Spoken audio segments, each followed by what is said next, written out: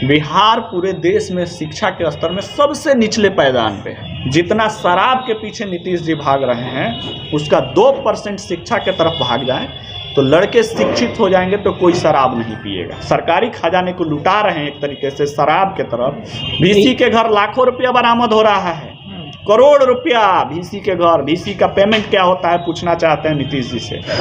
बिहार के इंजीनियर सोने के थाली में खाते हैं।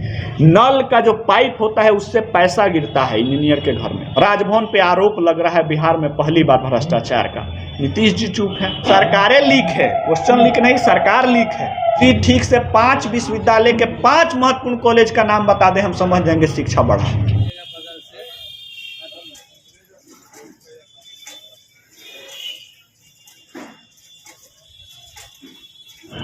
हमारे प्रदेश अध्यक्ष चुन्नू सिंह के नेतृत्व में पूरे राज्य में यह अभियान चल रहा है, पदयात्रा शिक्षा बचाओ देश बचाओ। और उसके तहत आज जमुई में इनका आगमन हुआ है। यहाँ भी पद यात्रा होगा। जैसा कि आप जानते हैं और हम लोग सब लोग जानते हैं कि शिक्षा से ही इस मनुष्य रूप में हम लोगों को ज्ञान मिलता है और इससे हम लोगों को जीवन यापन से लेकर सामाजिक ज्ञान से लेकर हर तरह से जानकारियाँ और हर तरह से जीने का तरीका मालूम होता है। तो शिक्षा के बारे में बहुत कुछ कहना हमारे लिए लाजमी नहीं है, ये सभी लोग जानते हैं। हम लोग शिक्षा के लिए नहीं लड़ रहे हैं, हम लोग लड़ रहे हैं कि जो इस शिक्षा के आड़ में कुव्यवस्था फैला हुआ है, भ्रष्टाचार फैला हुआ है, उसको दूर किया जाए। शिक्षा के लिए हर प्रखंड में कॉलेज हो, छात्रावास हो, खास करके छात्राओं के लिए वहाँ पे सुव्यवस्थित तरीक़ा से उनके रहने की व्यवस्था हो और जो भी कॉलेज से लेके हॉस्टल में अनियमितताएं होती हैं उस पर रोक लगे। और ख़ास करके एनएसयूआई हमेशा छात्रों के साथ खड़ा रहा है। तो हम लोग एक जागरूकता फैलाने के लिए युवाओं में, छात्रों में उनका सहयोगी और साथ देने के लिए हमारे प्रदेश अध्यक्ष पदयात्रा पे निकले हुए हैं ताकि अधिक से अधिक छात्र छात्राओं को हौसला अफजाई करके एनएसयूआई के बैनर तले यह अभियान लेकर चले हैं कि हम आपके साथ हैं और भ्रष्टाचार के खिलाफ। आप जान रहे हैं कि सिकंदरा विधानसभा में 3 प्रखंड है जिसमें मात्र एक ही प्रखंड में कॉलेज है, वो भी हॉस्टल एक ही कॉलेज में है। और ख़ास करके छात्राओं के लिए ना हॉस्टल है ना वहाँ कोई व्यवस्था है। हम लोग सरकार से कई बार मांग किए हैं कि कम से कम अलीगंज और खैरा में भी एक कॉलेज का स्थापना हो, पर सरकार का सीधा सा निर्देश है, कहना है कि अनुमंडल स्तर पर ही अभी कॉलेज खुलेगा, प्रखंड स्तर पर नहीं खुलेगा।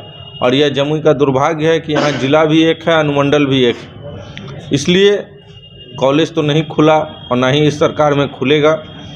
हम चाहते हैं कि छात्राओं को हॉस्टल की व्यवस्था हो ताकि सुदूर इलाके से, गांव देहात से लोग आके कॉलेज आना जाना ना पड़े, वहां रह के अपनी पढ़ाई को पूरी कर सकें। शिक्षा बचाओ देश बचाओ नारों के साथ बिहार के प्रत्येक जिला में हमारा पदयात्रा चल रहा है। हमारा प्रमुख मांग है कि प्रत्येक ब्लॉक में एक कॉलेज हो, कॉलेज में लैब, हॉस्टल सब सुनियोजित हो ताकि एक गरीब का लड़का भी ग्रेजुएशन कर सके। बिहार पूरे देश में शिक्षा के स्तर में सबसे निचले पायदान पे है। राष्ट्र के भविष्य छात्र हैं, लेकिन बिहार के भविष्य भी तो छात्र हैं, इनको क्यों बर्बाद किया जा रहा है? हम सीधा सवाल नीतीश जी से कर रहे हैं। 15 साल में सबसे खराब स्थिति आपने किया तो उस शिक्षा का किया। जितना शराब के पीछे नीतीश जी भाग रहे हैं उसका 2% शिक्षा के तरफ भाग जाए तो लड़के शिक्षित हो जाएंगे तो कोई शराब नहीं पिएगा। लेकिन जितना वो प्रोग्राम में खर्चा कर रहे हैं शराब को लेकर के, खुद भी घूम रहे हैं, खर्चा कर रहे हैं, सरकारी खजाने को लुटा रहे हैं एक तरीके से शराब के तरफ। वो सरकारी खजाने को अगर ब्लॉक लेवल पे हॉस्टल की व्यवस्था हो जाए, कॉलेज की व्यवस्था हो जाए बिहार में, तो लड़के जो भविष्य होंगे वो शराब नहीं पिएंगे। VC के घर लाखों रुपया बरामद हो रहा है, करोड़ रुपया VC के घर। VC का पेमेंट क्या होता है पूछना चाहते हैं नीतीश जी से। आखिर 1 करोड़ रुपया VC के घर आता कहाँ से है? बिहार के इंजीनियर सोने के थाली में खाते हैं।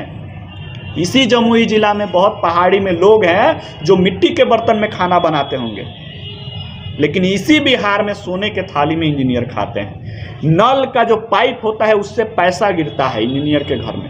ये पैसा आता कहाँ से है?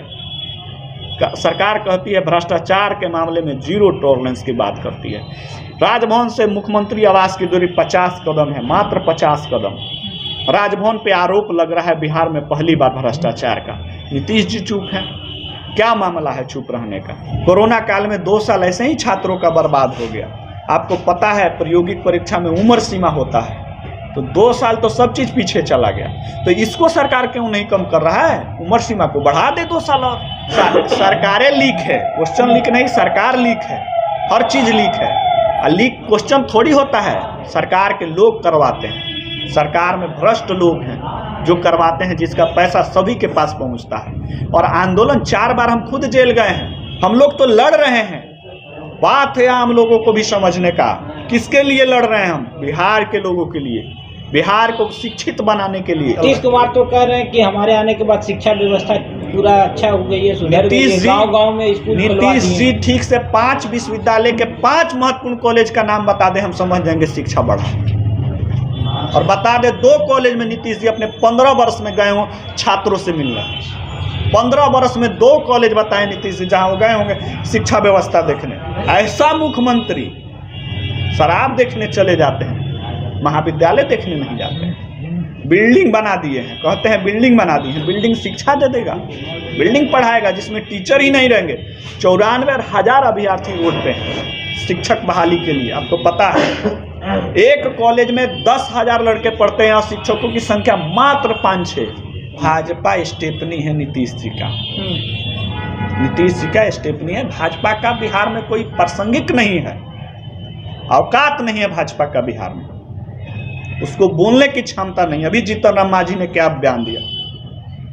एक भाजपा नेता बोला कांग्रेस पार्टी सदैव जाति धर्म के राजनीति नहीं करती है, सभी जाति को लेकर चलती है, सारे धर्म को लेकर चलती है। लेकिन जीतन राम मांझी बोलते हैं हम भाजपा के अंग हैं और ब्राह्मणों के खिलाफ बयान दे दी। भाजपा के सारे नेता चुप है, वोट भी ब्राह्मण देते हैं उनको। चुन्नू सिंह, प्रदेश अध्यक्ष NSY बिहार।